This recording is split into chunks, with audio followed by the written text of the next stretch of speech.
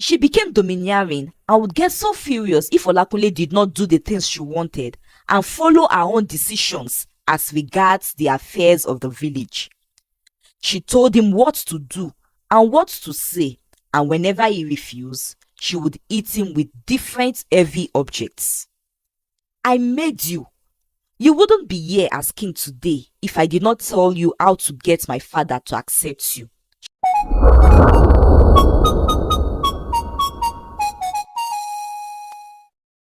Once upon a time, in a village called Bebenlu, there lived a young man named Olakunle. Olakunle was a farmer just like his father. However, Olakunle and his father has only a small portion of land compared to that of other farmers in the village like themselves. Because of their small farmland, they could not plant much maize and cassava, which was the major food crop in their village and the environs.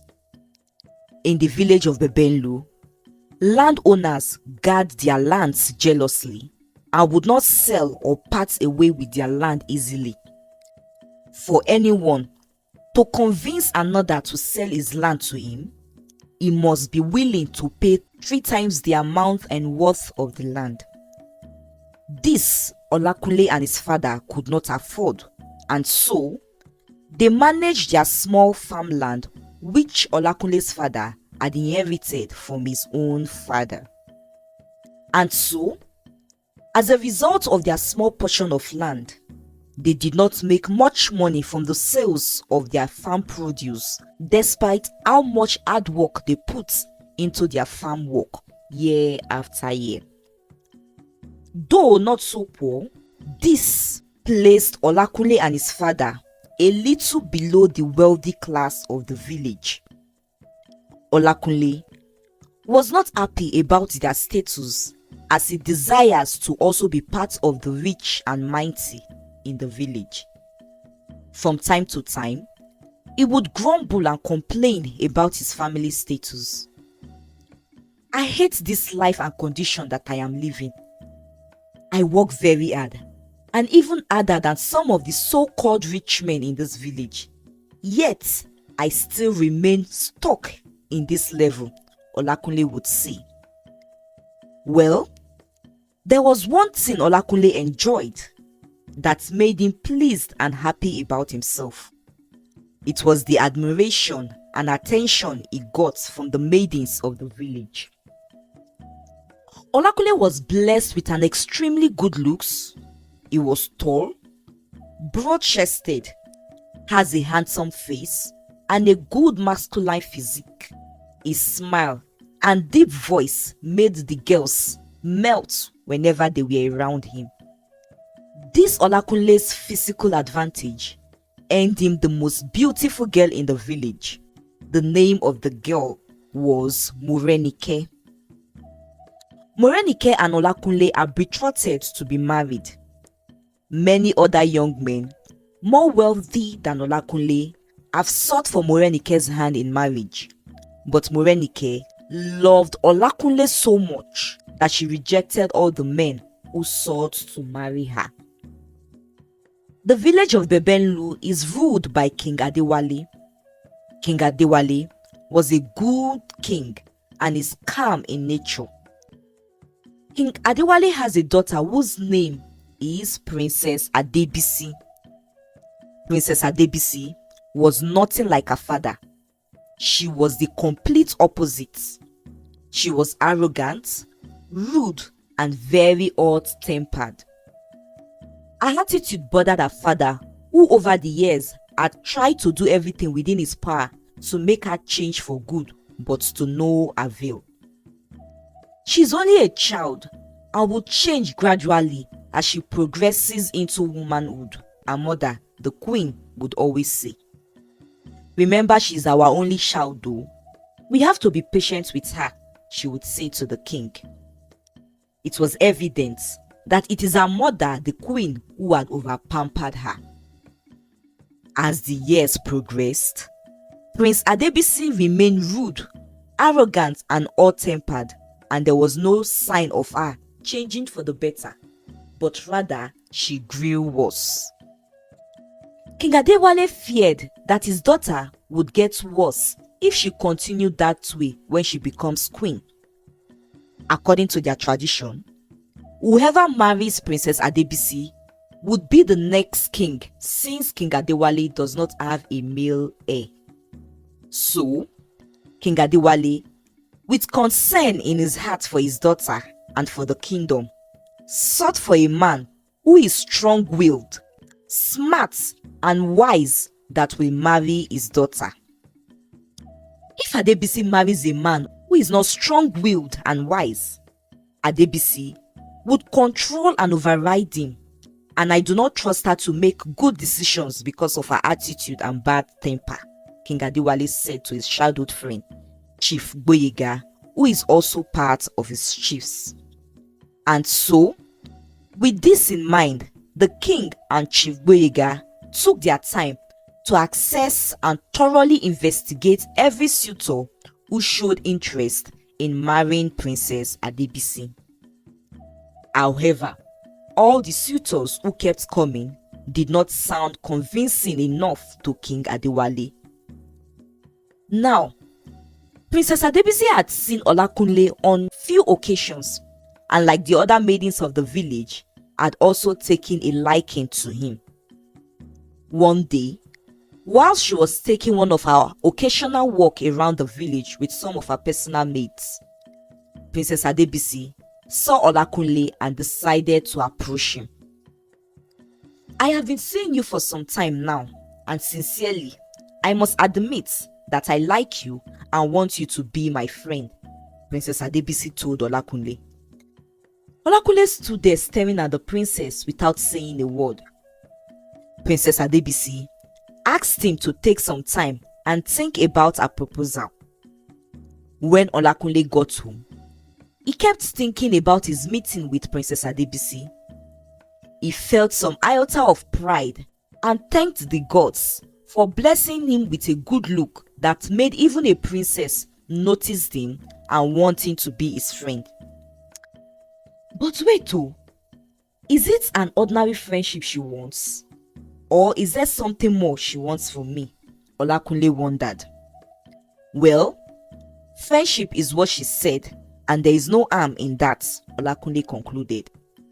And so, the next time Olakunle met Princess Adebisi, he told her that he was ready and has agreed to be a friend.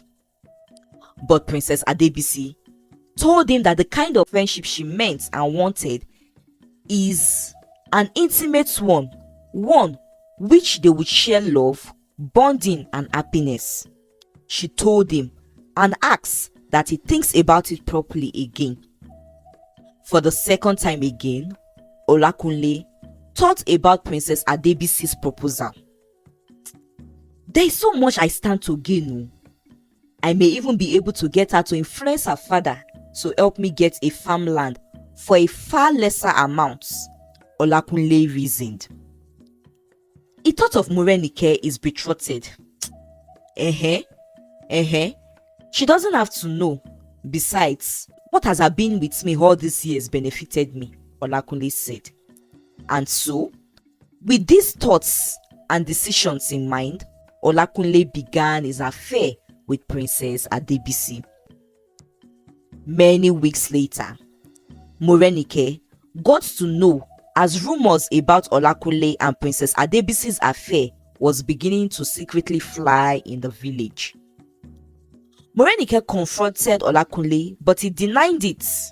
Morenike, who is so much in love, chose to believe a man and ignored the rumors. One day, Princess Adebisi asked Olakunle to go to her father and ask for her hand in marriage. Olakunle, having heard the rumors about Princess Adebisi's numerous suitors whom her father had rejected, told Princess Adebisi that he could not ask for her hand in marriage if he wants to, as he stands no chance before her father. Princess Adebisi was aware of her father's plans and the reason why he had rejected her other suitors, as her mother had hinted her about it. Not that Princess Adebisi was bothered, as she never liked any of the suitors that came. But now, she wanted Olakunle, the most handsome man in the village, to herself. So, she told Olakunle what to say and how to act when he goes to see the king to ask for her hand in marriage. Olakunle was happy. He saw an opportunity to not just be able to get favors from the king, but to become the future king of Bebenlu himself. I would have so much money and possess as many lands as I want if I become king. My status would change, he said, as the thought of it got him excited. He told his father, who kicked against the idea and asked him to stick with Morenike. But Olakunle would not listen to his father. Together with one of his uncle, who is greedy, Olakunle went to the king. He acted and said the things Princess Adebisi taught him to say, exactly the way she said it. King Adewale was impressed and happy that he had found a man fit enough to be his daughter and to rule after him.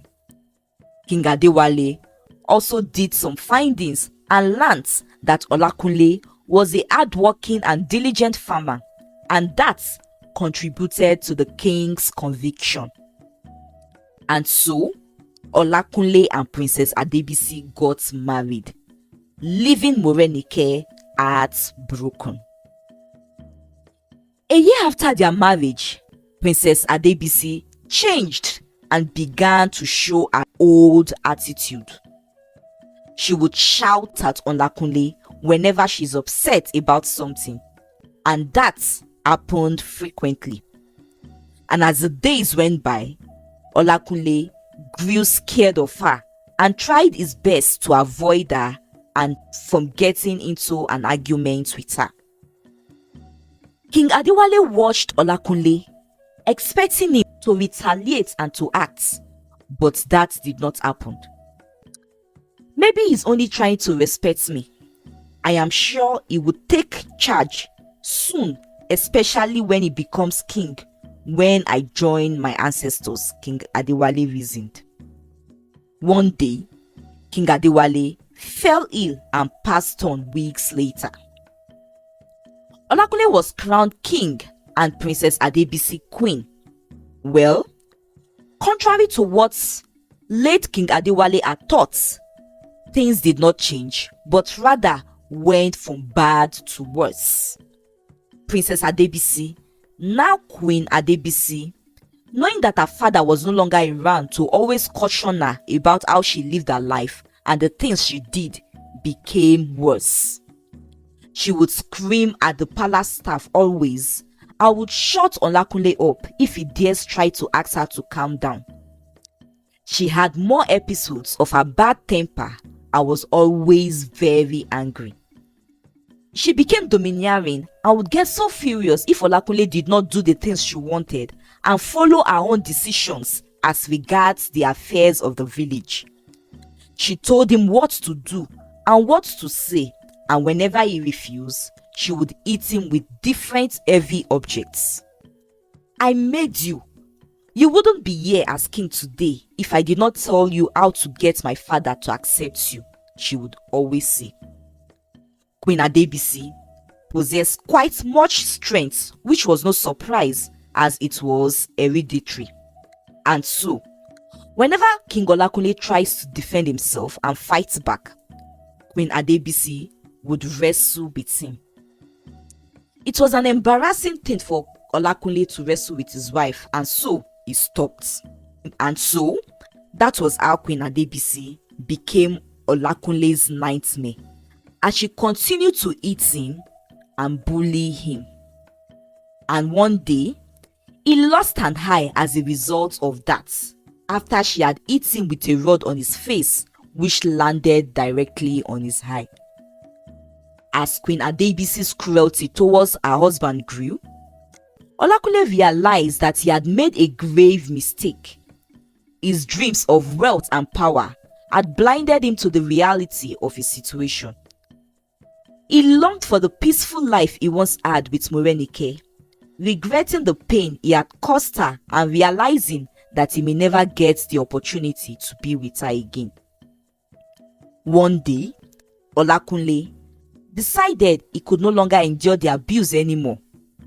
So, he sought the support of loyal advisors and the people of Bebenlu, and together they confronted Queen Adebisi, demanding an end to her cruelty.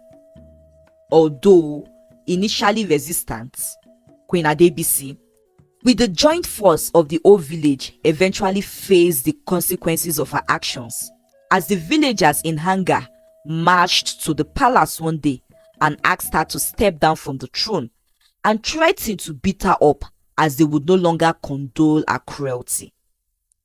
Queen Adebisi, realizing that she had been defeated and having felt so tired of the bad tempered that had so much engulfed her and the pains she had caused people that loved her, decided to go away and seek reform for herself.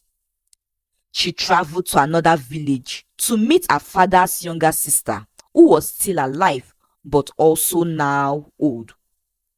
She knew that her auntie possesses wisdom that would guide her and direct her in the right paths that her own mother had failed to do. After 3 years of being away and with her auntie, Queen Adebisi returned to Bebenlu and to the palace a changed and better person.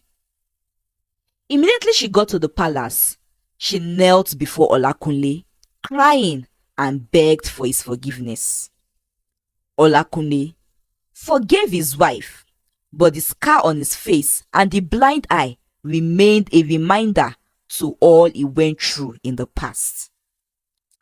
Olakunle's journey taught him invaluable lessons about the dangers of chasing ambitions without integrity. The end. I hope you enjoyed the story and have learned a thing or two from it. I would love to know. Please leave a comment. Thank you for watching and see you in our next video. Bye.